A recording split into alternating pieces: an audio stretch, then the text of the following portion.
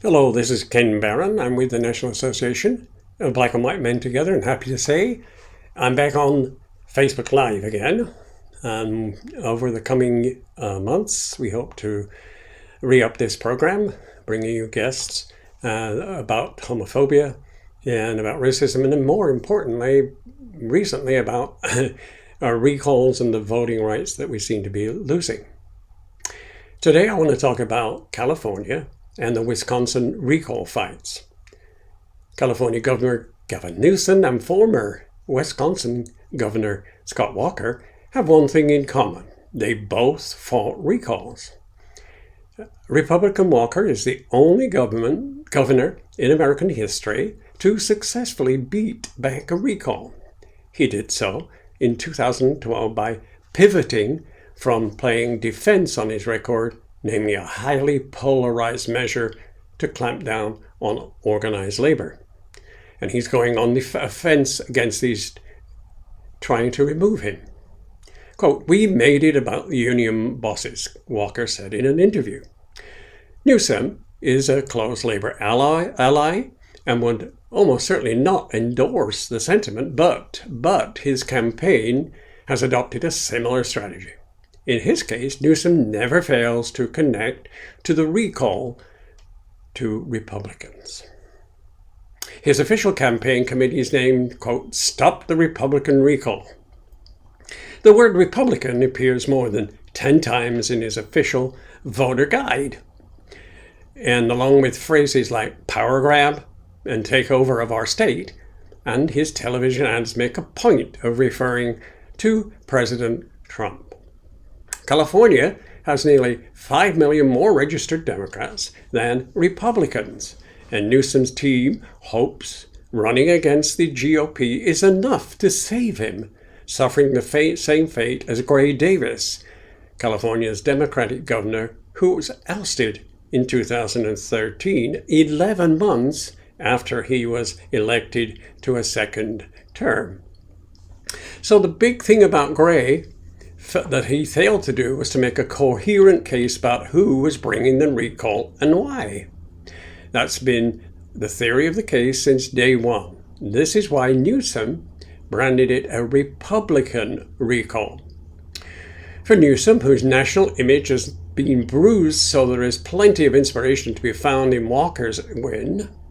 And in 2012, the Wisconsin governor emerged from his recall attempt with new strength that powered his re-election campaign 2 years later and, briefly, a presidential bid. But a closer look at the Wisconsin race also shows the challenges, both procedural and political, and facing the California governor that may complicate his win. 10 years ago, it was Walker, whose political future appeared shaky. Just 1 month after the Republicans took office as governor, he pushed through a measure to dramatically curtail collective bargaining rights and hobble the power of labor unions. In Wisconsin, a state with a deep tradition of organized labor and liberal measures, this measure was immediately a flashpoint. Crowds as large as 100,000 protested at the state capitol in Madison, and calls for Walker's recall were a popular rallying cry, often broadcast on the cable news networks that breathlessly covered the developments. Walker said, "That was the height of my opposition support and the low point for me." But he had a lucky break. Wisconsin's election laws require that a politician serve at least 1 year in office before a recall can be initiated.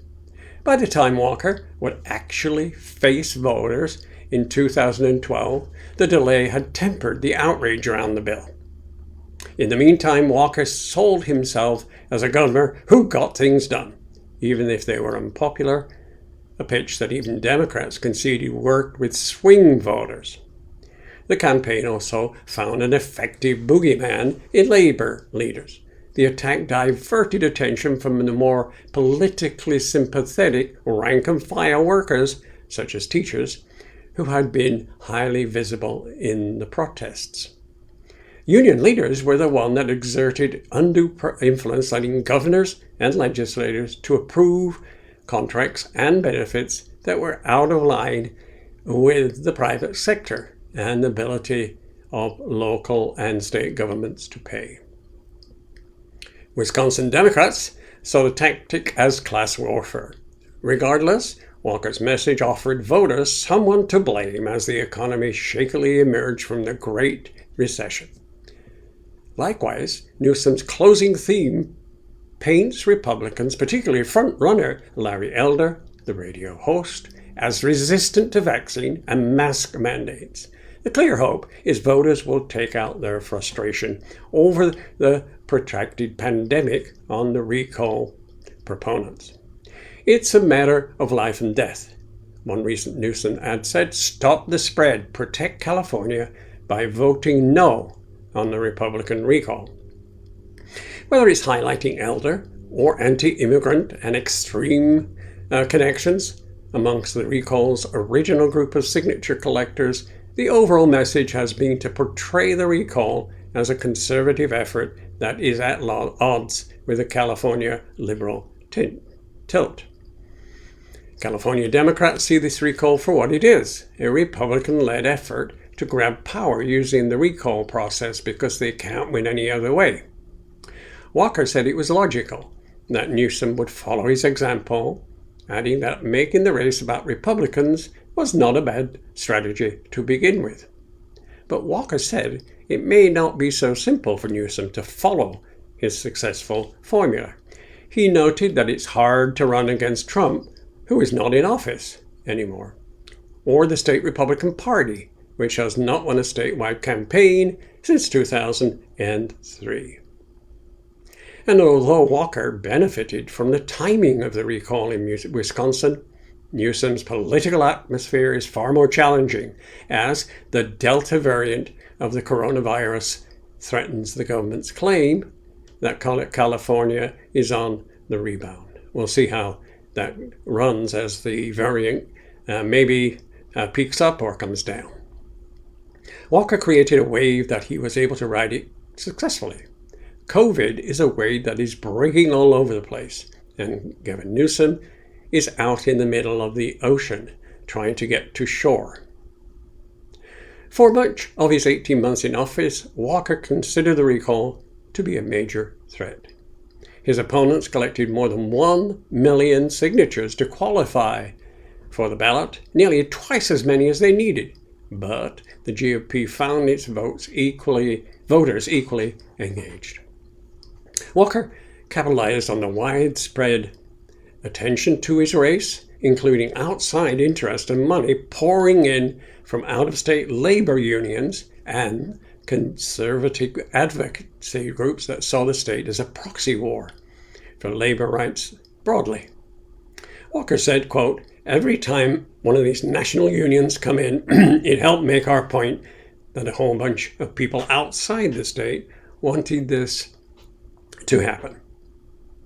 Another key procedural difference in California is the ballot is split into two questions on whether Newsom should be recalled, and if so, who would replace him. Walker, in effect, ran unopposed in the GOP contest, but received nearly as many votes as all of the Democrats combined.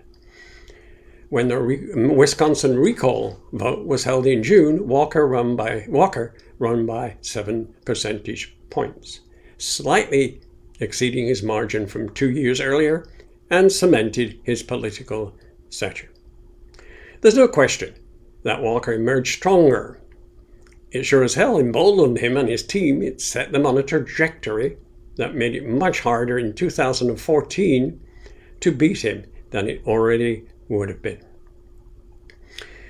Now, as Californians like myself weigh in on Newsom, there is a more uncertainty about whether he has galvanized the Democrats' base as successfully as Walker did. Early polling showed opposition to the recall far outpacing support, but the race appears to be tightening because Republicans were far more enthusiastic about the election than the Democrats. Apathy is the real opponent in California. You have to lay out a compelling case to people of what are the stakes if this thing really happens. Newsom's team says the focus on Republicans and increasing national attention on the race has helped juice enthusiasm amongst his base. His campaign notes that so far, Democrats are outpacing the GOP in sending in their mail-in ballots.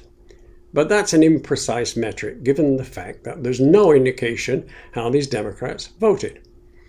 And Republicans are expected to turn out in high numbers on Election Day. Most people nationally are shocked that Newsom has even got a race. He's got to win by a whole lot for it to be a net positive. And this is yet another reminder that in a heavily Democratic state, activists cannot take a break. At the NABWMT, we cannot take a break as we approach the midterm elections next year. The source of much of this material was from the local Los Angeles Times. And that's it for today. Please subscribe to us on Facebook. You can go to our site, our website, at nabwmt.org, and you can email us at nabwmt@nabwmt.org. Thank you for listening. We'll talk to you soon.